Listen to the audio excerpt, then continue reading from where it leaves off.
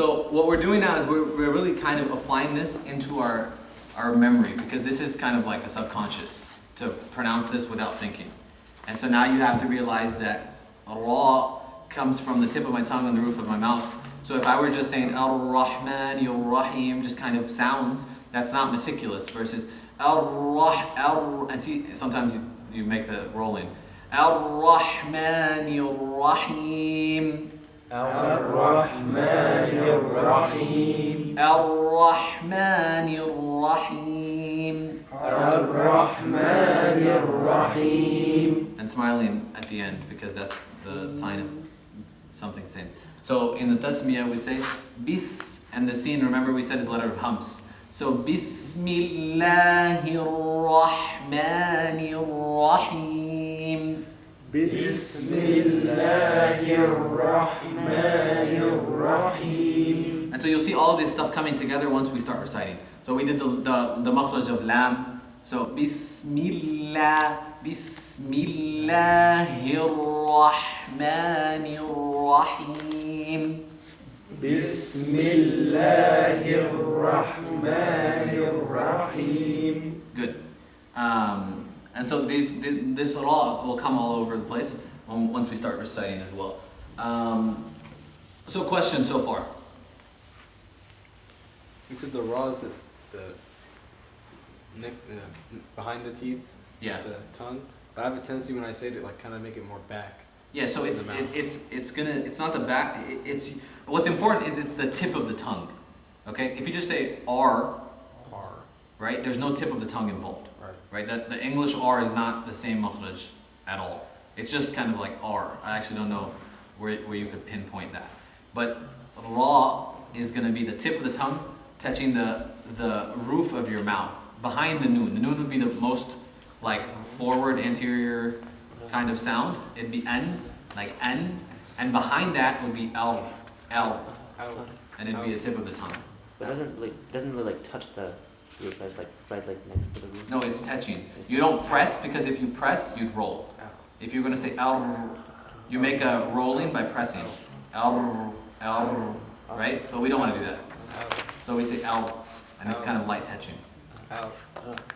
Bismillahirrahmanirrahim. My tip of my tongue is moving back to the roof of my mouth. Al-birru, al-birru.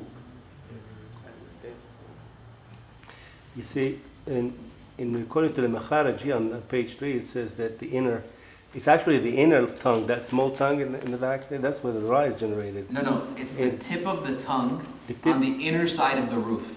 Meaning, we said noon when we say an'amta, like if we take the top of our mouth, the most forward portion behind the teeth is the letter noon, an, right? So if this is the top of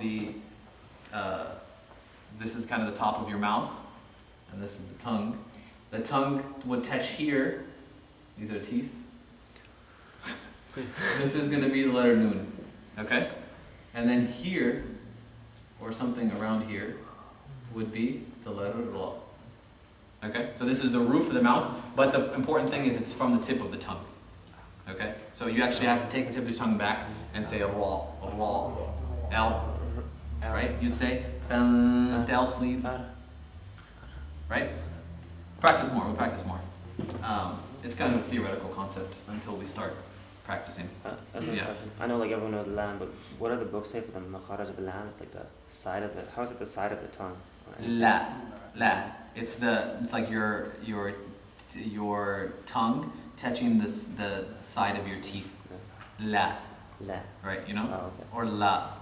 I just did it with like the tongue, touching the front teeth like la.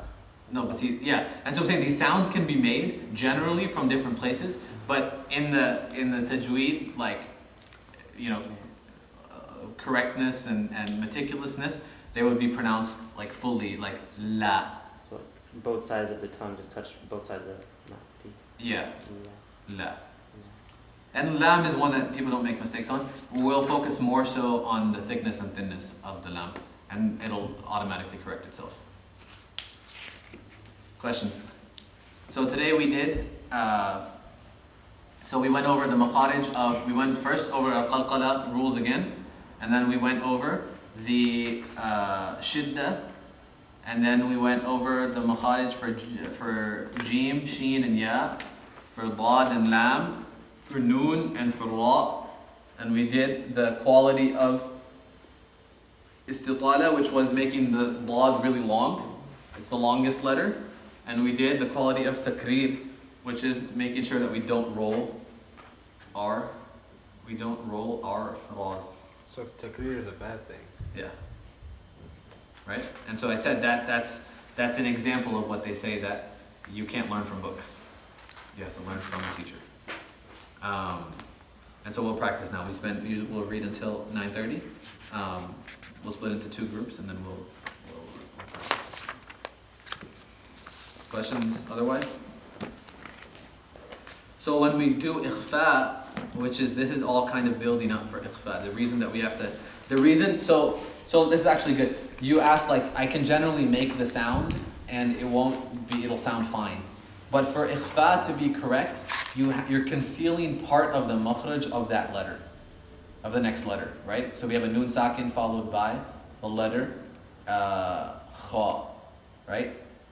So, not kha, the letter jim, okay? So you have to know the makhraj of the jim if you're going to pronounce anjayna alladhina correct. Because you have to be pronouncing ghunna at the makhraj of the next letter. So this is the point of why we have to study the makharij. Because we have to pronounce our ikhfa correctly. Which we'll do, inshallah. We'll finish these makharij and we'll do ikhfa next week, inshallah. Ikhfa of nun. So we'll stop with that and we'll split into 2 groups when we recite, inshallah. And then pick up next week with ikhfa. Subhanallah, bihamdihi, subhanakallah, wa bihamdika, nashhadu an la ilaha illa anta, nastaghfiruka wa natubu ilayk. Wa akhiru da'wana, alhamdulillahi rabbil alamin.